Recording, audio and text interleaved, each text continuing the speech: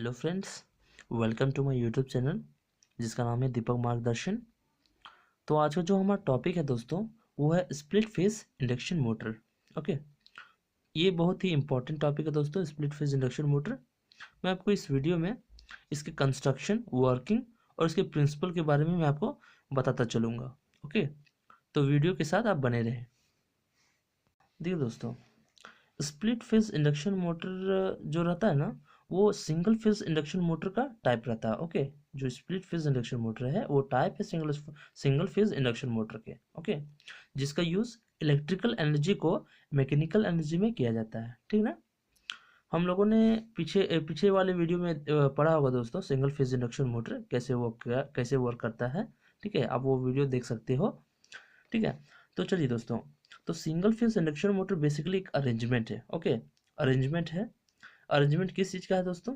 जैसा कि दोस्तों आपको पता होगा कि सिंगल फेज इंडक्शन मोटर में सेल्फ स्टार्टिंग मोटर नहीं होती। ठीक है, जो सिंगल फेज इंडक्शन मोटर है वो सेल्फ स्टार्टिंग मोटर नहीं होती, नहीं कहलाती। ठीक है, इसको सेल्फ स्टार्टिंग बनाने के लिए हम इसमें क्या करते हैं, डबल वाइंडिंग का अरेंजमेंट करते हैं। ओके, देख सकते हैं दोस्तों फिगर के माध्यम से, मैं हम लोगों ने फिगर में डबल वाइंडिंग का एक अरेंजमेंट किया है, मतलब डबल वाइंडिंग हम लोगों ने किया है इसको सेल्फ स्टार्टिंग बनाने के लिए दोस्तों। तो हम लोग इस फिगर और इस नोट्स के माध्यम से हम लोग को जानेंगे दोस्तों। ठीक है, तो चलिए, this is one of the most widely used type of single phase induction motors.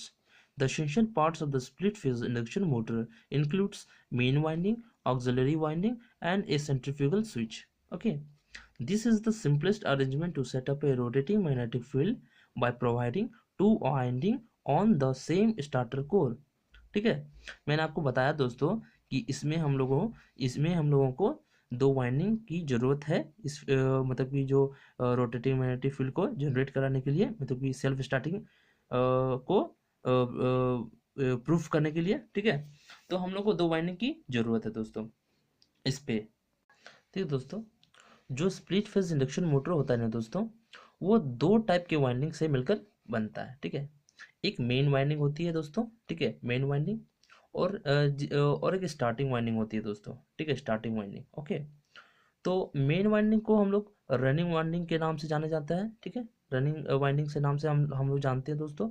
और जो स्टार्टिंग वाइंडिंग है ना, इसको हम ऑक्सिलरी वाइंडिंग से जानते हैं। ठीक है, तो यहाँ पर हम लोग देखेंगे कि कैसे स्प्लिट फेज इंडक्शन मोटर जो है, ठीक है, रोटेटिंग फील्ड कर सकती है, मतलब प्रोड्यूस कर सकती है कैसे। इसके लिए हम दो वाइंडिंग लेंगे दोस्तों, जो हम लोगों ने यहाँ पर दो वाइंडिंग लगा रखा है। ठीक है, तो दोस्तों एक वाइंडिंग जो मेन वाइंडिंग है और एक ऑक्सिलरी वाइंडिंग है। ठीक है, इन दोनों वाइंडिंग की जो मैग्नेटिक फील्ड होगी, ठीक है, इन दोनों वाइंडिंग की जो मैग्नेटिक फील्ड होगी दोस्तों, वो क्या करेगी, रोटेटिंग मैग्नेटिक फील्ड प्रोड्यूस करेगी।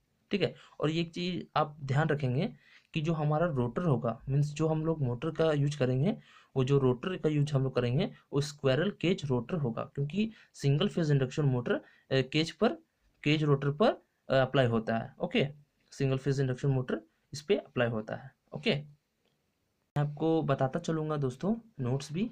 ठीक है, the auxiliary winding carries a series resistance such that it's impedance becomes highly resistive in nature.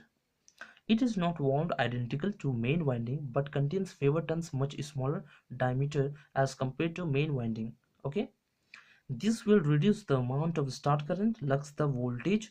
The main winding is inductive in nature.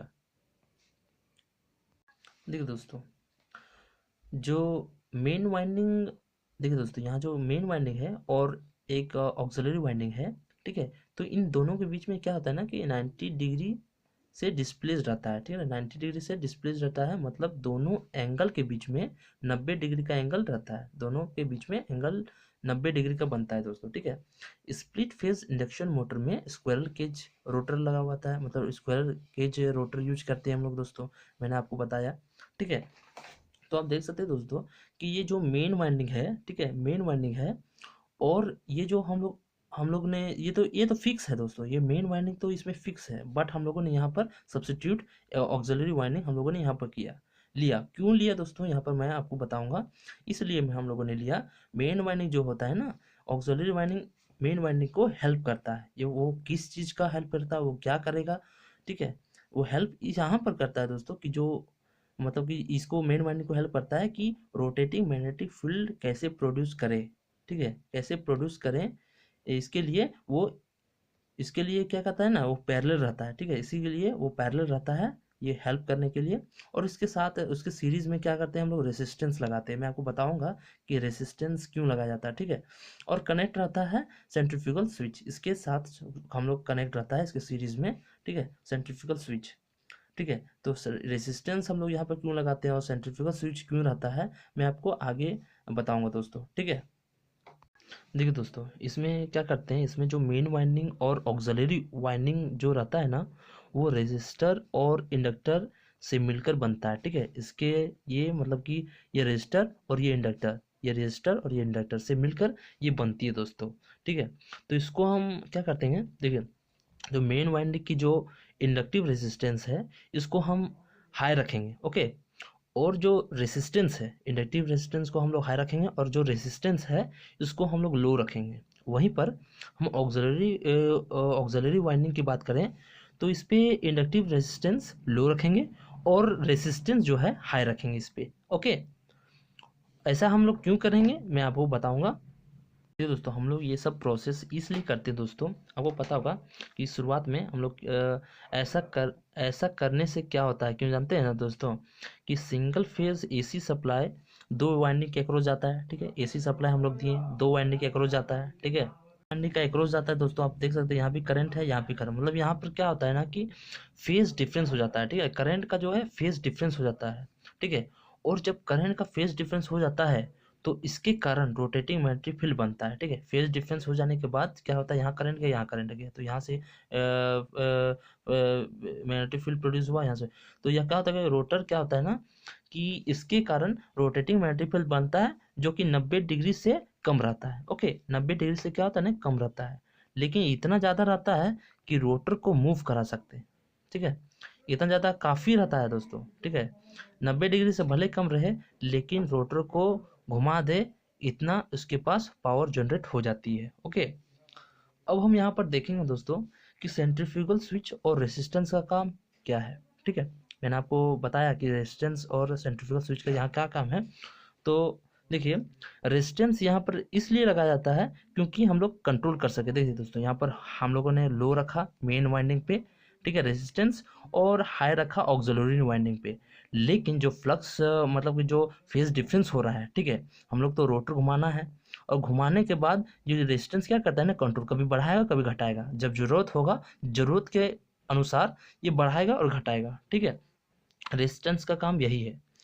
जब हमारी स्पीड, देखिए दोस्तों, ये आप जान लीजिए, ठीक है, जब हमारी स्पीड 75 to 80% रीच करेगा, ठीक है, हमारा स्पीड जब घूमेगा, रोटर जब घूमेगा, हमारा स्पीड जब बढ़ेगा 75 to 80%, तो इस पर क्या लगेगा, ऑक्सिलरी वाइंडिंग और स्टार्टिंग वाइंडिंग कट ऑफ हो जाएगी। तो क्या होगा ना कि ऑक्सिलरी वाइंडिंग, ठीक है, कट ऑफ हो जाएगी। स्टार्टिंग वाइंडिंग को ही हम लोग ऑक्सिलरी वाइंडिंग कहते हैं। तो क्या होगा, ये हट जाएगा, मतलब जो सीरीज में जो लगा हुआ है हमारा ऑक्सिलरी वाइंडिंग, ये क्या होगा, कट ऑफ हो जाएगा, ओके, ठीक है ना, कट ऑफ हो जाएगा। तो नोट्स भी आप देख सकते हैं दोस्तों कि these two windings are connected in parallel across the supply due to inductive in nature. Current through main winding lags the supply voltage by a large angle, while the current through auxiliary winding is almost in phase with voltage due to resistive in nature. Hence, there exists a phase difference between these currents, and thereby phase difference between the fluxes produced by this current. The resultant of these two fluxes produce rotating magnetic field and hence the starting torque, ठीक है। यहाँ में कोई दिक्कत नहीं होगा दोस्तों आप लोगों को। मैंने अभी बताया कि ये क्या होता है कि जब हमारी स्पीड 75 से मतलब 75 to 80% रीच करेगी, तो ऑक्सिलरी वाइंडिंग क्या होगा, कट ऑफ हो जाएगी, ठीक है, सीरीज से, हमारी सर्किट से, ठीक है। मैं आपको बताऊंगा। देखिए दोस्तों, यहाँ पर क्या होगा, the centrifugal switch is connected in series with the starting winding when the motor reaches 75 to 80% of synchronous speed. The centrifugal switch is opened mechanically and thereby auxiliary winding is out of the circuit. Therefore, the motor runs only with main winding, ठीक है, main winding के साथ वो motor घूमने लगेगा, cut off हो जाएगा और सिर्फ मेन वाइंडिंग के साथ वो घूमने लगेगा। ये एडवांटेजेस हम लोग स्प्लिट फेज इंडक्शन मोटर में ही हम देख सकते हैं। ओके, कट ऑफ हो जाने के बाद हम जो भी काम कराने होता है इस मोटर से, ठीक है, हम लोग करा सकते हैं। जैसे कि फैंस घूमता है, वो वही motor single phase induction motor से, वॉशिंग मशीन हो या फिर मिक्सर ग्राइंडर क्यों ना हो, ठीक है, एक्सेट्रा, क्योंकि बाकी सभी चीज़ सिंगल फेज इंडक्शन मोटर से लगभग चलती है। ओके, अगर वीडियो को अच्छा लगता है दोस्तों तो प्लीज़ लाइक कमेंट और सब्सक्राइब कीजिए। Split phase motor gives poor starting torque due to small phase difference between main and auxiliary current. Also, the power factor of these motor is poor. These are mainly used for fans, washing machine, grinders, etc. Thank you.